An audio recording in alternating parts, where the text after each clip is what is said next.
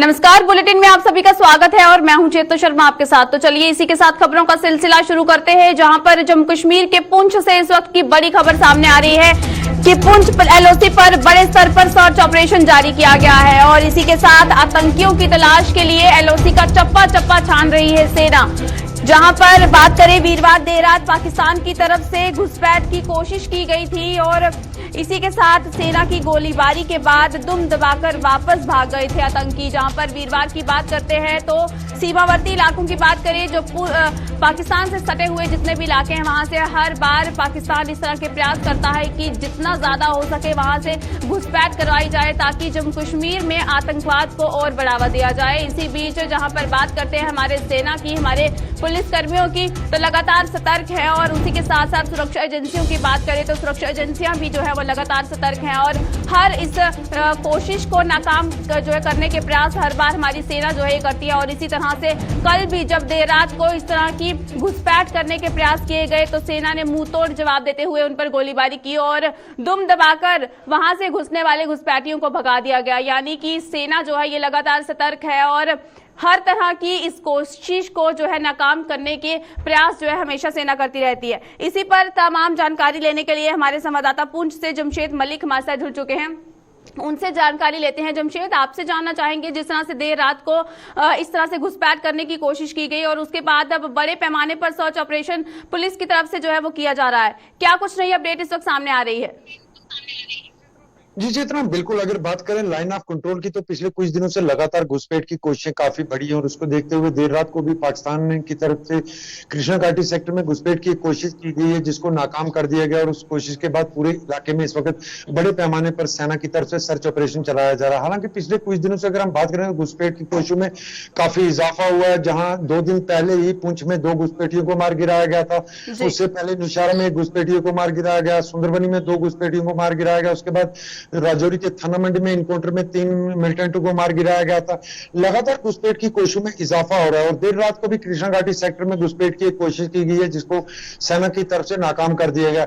हालांकि सेना की तरफ से एक बात जरूर कही गई है कि इस इलाके में सीज फायर उल्लंघन नहीं हुआ, मगर जो मकामी लोग हैं, जो रहने वाले, उनकी तरफ से ये कहा गया कि बड़े हथियारों का जरूर इस्तेमाल हुआ, जोरदार गोलाबारी हुई है, मगर सेना की तरफ से इसका खंडन किया गया कि वहां इस इलाके में सीज फायर नहीं हुआ। मगर घुसपैठ की कोशिशों की जहां तक बात करें लगातार बढ़ रही है और इस वक्त बड़े पैमाने पर कृष्णा घाटी इलाके में सर्च ऑपरेशन चलाया जा रहा है, क्योंकि 2 दिन पहले ही इस इलाके में घुसपैठ की कोशिश को नाकाम करते हुए 2 घुसपैठियों को मार गिराया गया था, जिनसे 2 AK-47 भी बरामद की थी और आज भी देर रात को तकरीबन 12 बजे के करीब घुसपैठ की कोशिश को नाकाम किया गया। बिल्कुल जमशेद, जिस तरह से कल रात को तो बड़ी कामयाबी सेना को मिली है, जहां पर उन्हें जो भी ये घुसपैठी थे उन्हें खदेड़ दिया गया है, लेकिन वहीं पर बात करें, क्या लगता है कि जंगलों में अभी भी भारी मात्रा में ये जो भी ये घुसपैठी हैं या ये जो आतंकवादी हैं, क्या इनके छिपे होने की कोई खबर, इस तरह की कोई पुष्टि जो है ये की गई है? चेतना, बिल्कुल। अगर ये कहें कि लाइन ऑफ कंट्रोल के उस पार की तरफ काफी तादाद में जो मिलिटेंट हैं वो बैठे हुए घुसपैठ करने की कोशिश में है, उनको मगर लगातार नाकाम जरूर किया जा रहा है, क्योंकि पिछले कुछ दिनों से अगर हम सीज फायर की बात करें तो सीज फायर के माहिदे के बाद लगातार हालात बेहतर हो रहे थे लाइन ऑफ कंट्रोल पर, मगर उसके बावजूद भी लगातार पिछले 1 महीने से घुसपैठ की कोशिशों में काफी इजाफा हुआ है। हालांकि ये कहना कि उस तरफ जो ट्रेनिंग सेंटर है वो तो लगातार अपना काम कर रहे हैं, उन ही ट्रेनिंग सेंटरों से लोगों को इस तरफ घुसाने की कोशिश की जा रही है, जिनको लगातार नाकाम किया जा रहा है। हालांकि डीजीपी ने प्रेस कॉन्फ्रेंस में राजौरी में ये बात जरूर कही थी कि 4 ग्रुप ऐसे थे मिलिटेंटों के जो घुसपैठ कर चुके थे, जिनमें से 3 ग्रुपों को मार गिराया गया था। मगर लगातार ये देखने को मिल रहा है कि पिछले कुछ अरसे से इस तरह की कोशिशों में काफी इजाफा हुआ, खास करके अगर हम राजौरी पुंछ के सीमावर्ती क्षेत्र की बात करें तो इन इलाकों में इस तरह की वारदातें थमने का नाम नहीं ले रही। हालांकि इन इलाकों की अगर हम बात करें, क्योंकि लाइन ऑफ कंट्रोल के बीच में कुछ इलाके ऐसे पड़ते हैं जहां नदी नाले भी आ रहे हैं, उन नदी नालों का ये फायदा उठाकर घुसपैठ करने की कोशिश करते हैं, क्योंकि इन नदी नालों से आम शहरी भी कई बार लाइन ऑफ कंट्रोल का पार करके इस तरफ आ जाते हैं। जिस तरह पुंछ में चंद रोज पहले 3 बच्चे लाइन ऑफ कंट्रोल क्रॉस करके इस तरफ आ गए थे, उसके बाद कल राजौरी के केरी सेक्टर से एक 14 साल का बच्चा लाइन ऑफ कंट्रोल क्रॉस करके इस तरफ आ गया है और इसी का फायदा इन लाइन ऑफ कंट्रोल से जो नाले हैं, बिल्कुल जमशेद, यहाँ पर हम लोग बात करें सेना की तो सेना भी अब लगातार सतर्क है और अगर किसी भी तरह के इनपुट्स जो है उन्हें मिलते हैं तो एक्शन जो है वो उसी वक्त लिया जा रहा है। बिल्कुल चेतना, सेना पूरी तरह अलर्ट रहती है लाइन ऑफ कंट्रोल पर, क्योंकि कब पाकिस्तान की तरफ से किस तरह के हालात हों ये कहना बहुत ज्यादा मुश्किल होता है। मगर लगातार जिस तरह पहले हम देखते थे कि पाकिस्तान की तरफ से बैक फायर दिया जाता था, उसके बाद घुसपैठ की कोशिशें करवाई जा रही थी, मगर सीज फायर माहिदे के बाद जहां इस तरह की कोशिशें लगातार देखने को मिल रही हैं, क्योंकि कुछ अरसे से लाइन ऑफ कंट्रोल पर इस तरह की वारदातों में काफी बड़े पैमाने पर इजाफा देखने को मिला। मगर देर रात को जो कृष्णा घाटी सेक्टर में घुसपैठ की कोशिश की गई उसको जरूर नाकाम कर दिया गया, मगर इस तरह की कोशिशें पाकिस्तान की तरफ से लगातार देखने को मिल रही है और बड़ी तादाद में इस तरह की कोशिशें, हालांकि इनको बार बार जरूर नाकाम कर दिया जाता है। जो घुसपैठिया अगर बिल्कुल घुसपैठ कर भी जमशेद, लेता सेना है, की तरफ से ये कोशिशें जो है ये नाकामयाब जो है की जा रही है। बहुत बहुत शुक्रिया हमें तमाम जानकारी देने के लिए। तो यहाँ पर जहां कल देर रात की बात करें तो जिस तरह से घुसपैठ करने के प्रयास किए गए, लेकिन सेना ने मुंहतोड़ जवाब देकर जो है उन्हें भगा दिया गया और आने वाले समय में भी इसी तरह के प्रयास जो है हमारी सेना जो है ये करती रहेगी, क्योंकि जहां पर लोगों की सुरक्षा की बात आती है तो सुरक्षा का जिम्मा जो है वो सबसे अहम हो जाता है और सुरक्षा का जिम्मा लेने के लिए भी अगर बात करें तो पूर्ण रूप से प्रयास जो है ये किए जा रहे हैं। तो चलिए इसी के साथ बात करते हैं कश्मीर की। तो कश्मीर में भी जिस तरह से सैयद अली शाह गिलानी की बम मौत के बाद जिस तरह से माहौल जो है कश्मीर में बदल गया और उसके बाद कश्मीर घाटी में आज लगातार दूसरे दिन भी पाबंदियों का दौर जो है ये जारी है और इसी के साथ साथ जुम्मे के कारण पुलिस प्रशासन ने तमाम जिलों में सख्ती बढ़ा दी है और वहीं पर इंटरनेट सेवा शुरू होने के फिलहाल नजर नहीं आ रहे हैं आसार और वॉइस कॉलिंग शुरू करने पर आज शाम तक हो सकता है फैसला। जहां पर कल की बात करें तो कश्मीर का माहौल जो है जिस तरह से बना हुआ था, जहां पर सैयद अली शाह गिलानी की मौत के बाद जितने भी अगर बात करें कश्मीर का माहौल जिस तरह से एकदम सुन्न जो है वो पड़ गया था और उसके बाद पुलिस प्रशासन ने जो है वहां पर सख्त कार्रवाई करते हुए वहां पर पूर्ण रूप से कर्फ्यू जो है वहां पर कर दिया गया था और वहीं पर इंटरनेट सर्विसेज की बात करें तो वो भी पूर्ण रूप से बंद कर दी गई थी। वहीं पर वॉइस कॉलिंग की सुविधा जो है वो भी अभी तक के लिए रिस्ट्रिक्ट कर दी गई है, क्योंकि सोशल मीडिया की बात करें तो जिस तरह से सोशल मीडिया प्लेटफॉर्म्स पर हर तरह का व्यक्ति जो है अपनी राय रखने की कोशिश करता है, इससे माहौल जो है वो ना बिगड़े और माहौल को एक तरफ से जो है सही बनाने के लिए इस तरह के प्रयास जो है पुलिस प्रशासन करता है और इसी के साथ साथ कश्मीर में अभी भी पाबंदी जो है वो लगी हुई है। लेकिन वॉइस कॉलिंग की अगर बात करें तो उसकी सुविधा को एक बार फिर जो है शाम तक शुरू करने की जो अंदेशे हैं वो सामने आ रहे हैं। इसी के साथ चलिए बात करते हैं, हमारे संवाददाता रूप इस वक्त हमारे साथ जुड़ चुके हैं। रूप, आपसे जानना चाहेंगे सबसे पहले तो अभी का माहौल की अगर बात करें तो किस तरह का माहौल है कश्मीर में? ज्यादा ही रेस्ट्रिक्शंस है, काफी ज्यादा सिक्योरिटी को डिप्लॉय किया गया है। अगर हम श्रीनगर की बात करें या डिस्ट्रिक्ट हेडक्वार्टर्स की बात करें, टाउन की बात करें तो डिप्लॉयमेंट काफी ज्यादा है। मेन रोड्स की बात करें, गली कोचों की बात करें तो हर तरफ से सिक्योरिटी को ज्यादा ही डिप्लॉय किया गया, क्योंकि आज जुम्मा है और जुम्मा के पेश नजर नमाज भी होती है, तो इस वजह से एहतियात के तौर पर सिक्योरिटी को डिप्लॉय किया गया है। और ऐसा लग रहा है कि जिस तरह माहौल बना हुआ कि यहाँ की बेशतर मसाजिद में आज जुम्मा की नमाज नहीं होगी। जो बड़ी बड़ी मसाजिद है या जो डिस्ट्रिक्ट हेडक्वार्टर में मसाजिद है टाउन में जो है वहाँ पे पॉसिबल नहीं है कि आज जुम्मा की नमाज हो सकती है हालात को देखते हुए। जी, और इसी के साथ साथ हम बात करें वहाँ के लोगों की, तो क्या लोगों के किस तरह के रिएक्शन सामने आ रहे हैं, क्योंकि इंटरनेट सर्विसेज बंद है, वॉइस कॉलिंग बंद है? देखिए, एक तो राब्ता नहीं है ज्यादा लोगों के साथ और लोग घरों से भी बाहर नहीं आ रहे हैं, वॉइस कॉलिंग भी बंद है, इंटरनेट सर्विस बंद है और जो BSNL चल रहा है ये कम कलील लोग ही इस्तेमाल करते हैं। तो लोगों की रिएक्शन है, देखिए जम्मू कश्मीर ने एक लीडर खोया है, सेपरेट स्क्वाड नहीं सही मगर एक बड़ा लीडर था, एक बड़ा नाम था, काफी साल से जो है ये सेपरेटिस्ट विंग को चला रहा था। तो जम्मू कश्मीर की आवाम ने एक बड़ा लीडर खोया है, तो रिएक्शन तो जरूर है, मगर घरों से बाहर न आना, लोगों को घरों से बाहर नहीं आना है और जिस एरिया में ये गिलानी साहब रह रहे हैं वहाँ उसको सीज करना।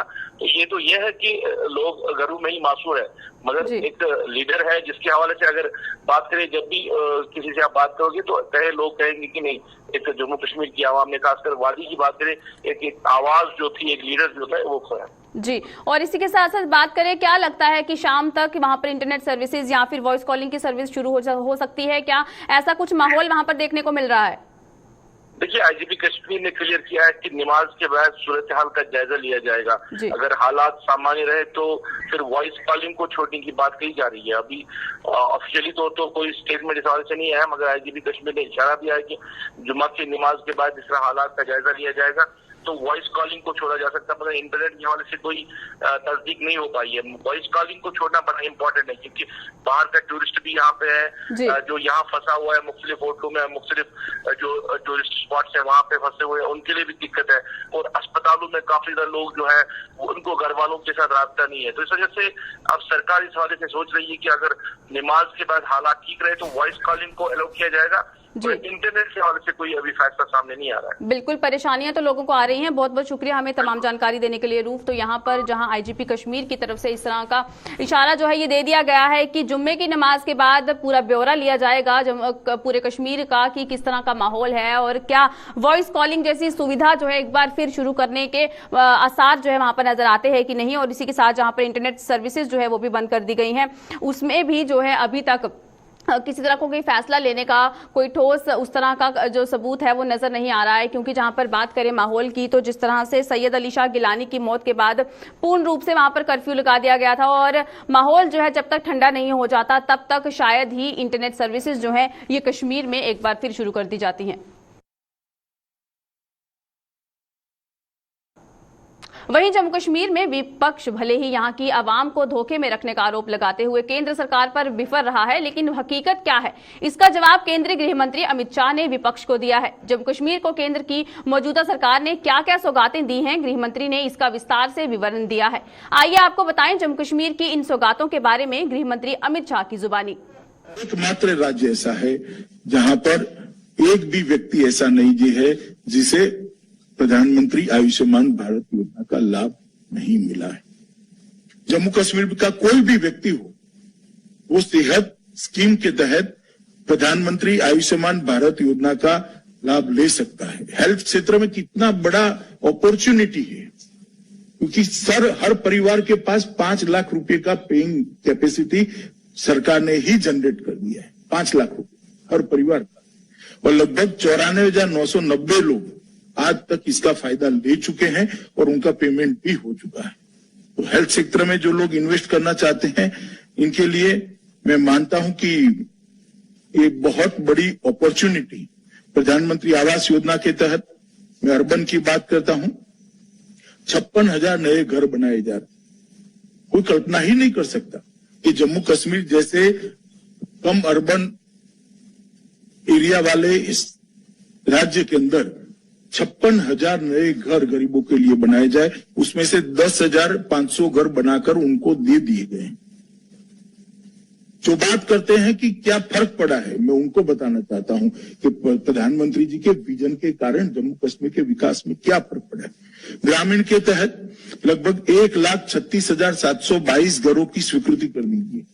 1,36,722 लोग घर के बगैर, छत के बगैर रहते थे। आजादी के 70 साल के बाद वो सभी को घर की स्वीकृति दे दी है और उसमें से 47,323 लोगों को घर देने का काम समाप्त हो चुका है। जो पूछना चाहते हैं क्या फर्क पड़ गया, उनको मैं बताना चाहता हूं यह फर्क पड़ गया। 70 साल में आपने लगभग 2,20,000 लोगों को घर भी नहीं दे पाए थे, 2,20,000 लोगों को शौचालय नहीं दे पाए थे, 2,20,000 परिवारों को आप बिजली नहीं दे पाए थे, 2,20,000 से स्वास्थ्य की सुविधाएं नहीं दे पाए थे।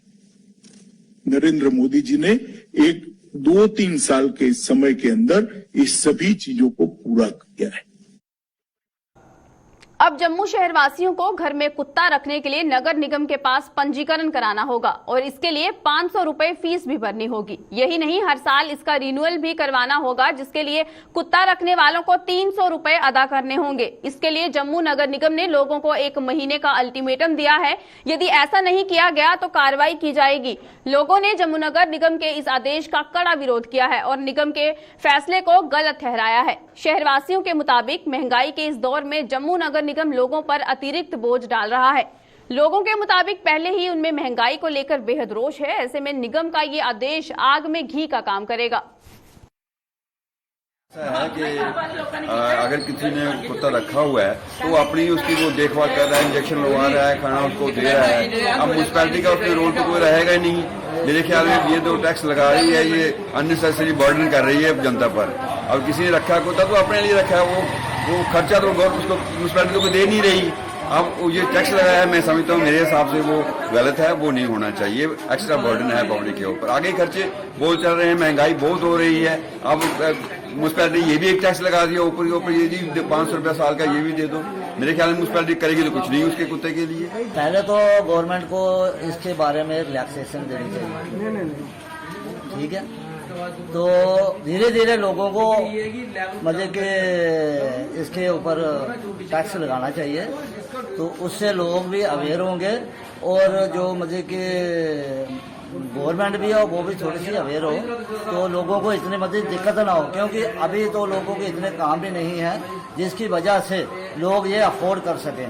तो इसलिए मैं यही गवर्नमेंट से कहना चाहता हूँ कि जो अगर टैक्स लगाना है तो अभी थोड़ा सा लोगों को टाइम दे के उसके बाद उनको टैक्स लगाओ और रजिस्ट्रेशन जरूर करनी चाहिए। टैक्स लगाया है जो मेरे हिसाब से बिल्कुल सरासर गलत है, क्योंकि जो गरीब आदमी है जिसने अपने बच्चों को जॉब के लिए रखा है, उसको उसका खाना, दवाइयाँ, रहन सहन, उसकी जगह उन्होंने खुद बनाई है।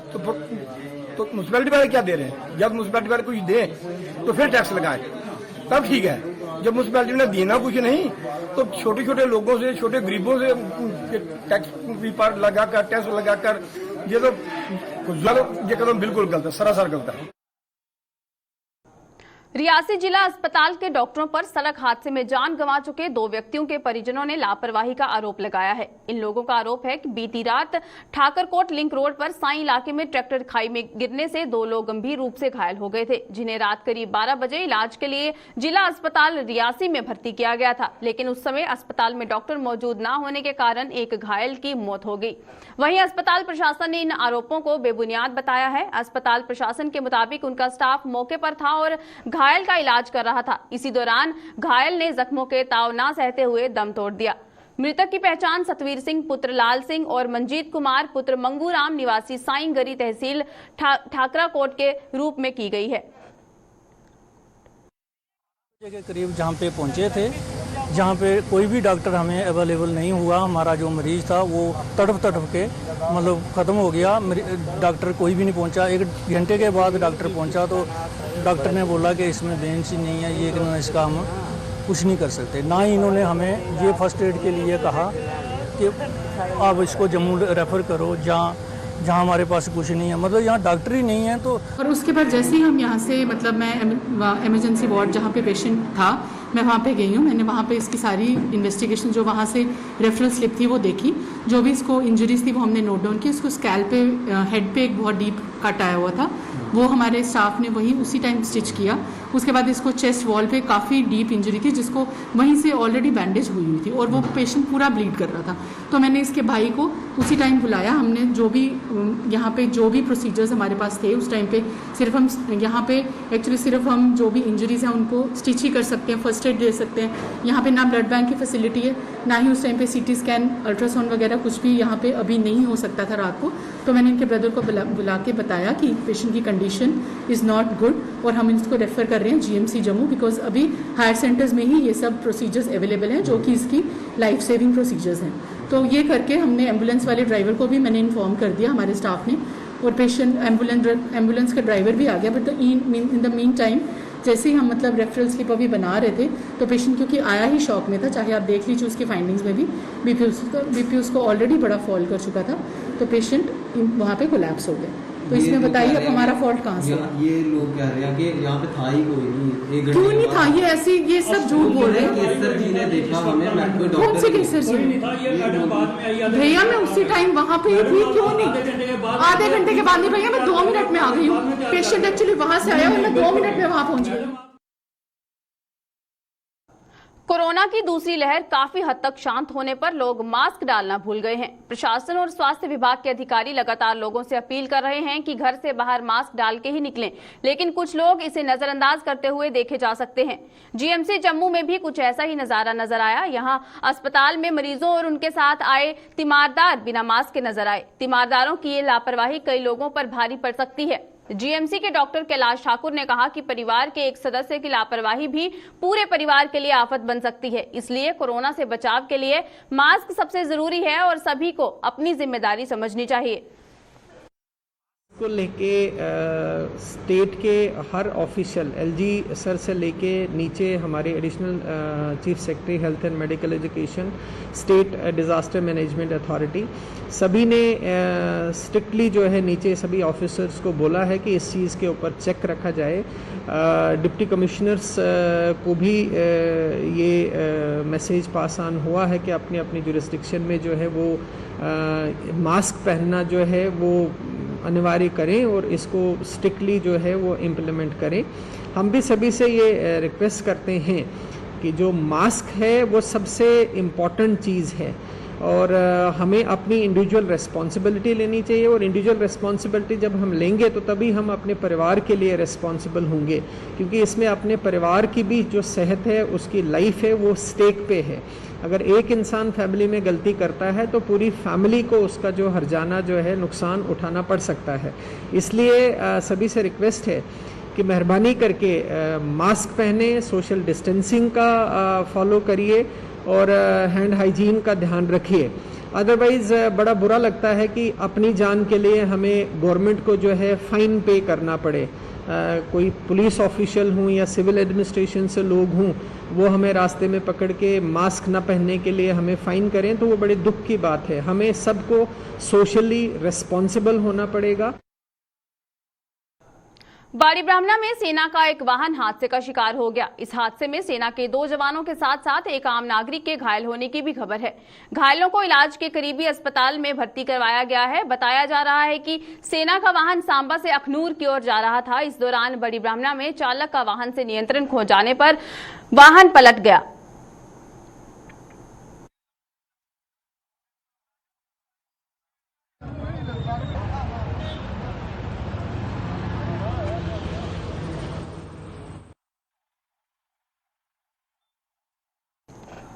विजयपुर के गोब्राह्मणा इलाके में स्थित गवर्नमेंट हायर सेकेंडरी स्कूल का जल्द ही विस्तार होने जा रहा है। सीईओ सांबा रविशंकर शर्मा ने इस स्कूल का दौरा कर इसकी जरूरतों का जायजा लिया और जल्द ही इसका और विस्तार करवाने की बात कही।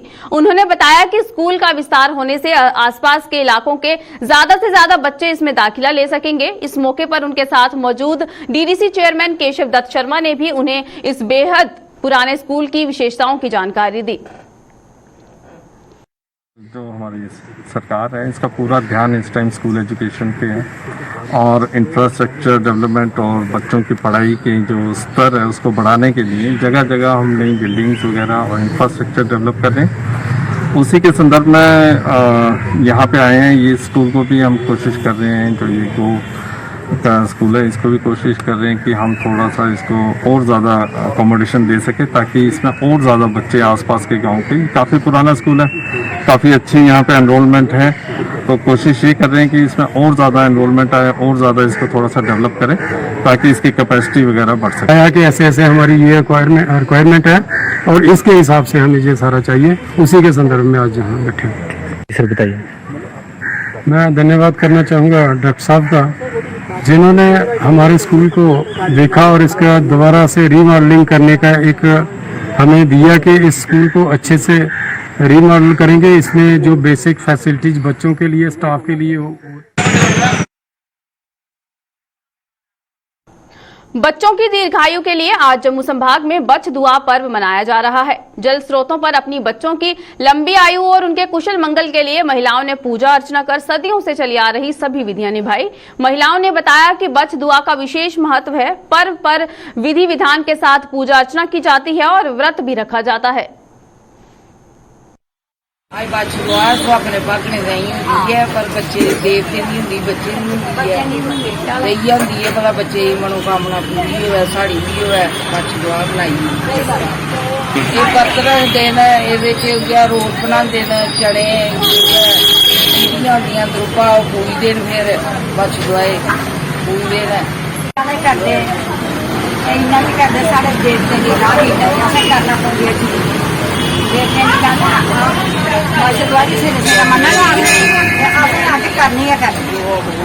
सारा पूजते रोट बनाते पूजते बच्चे नहीं होंगे देवते ने।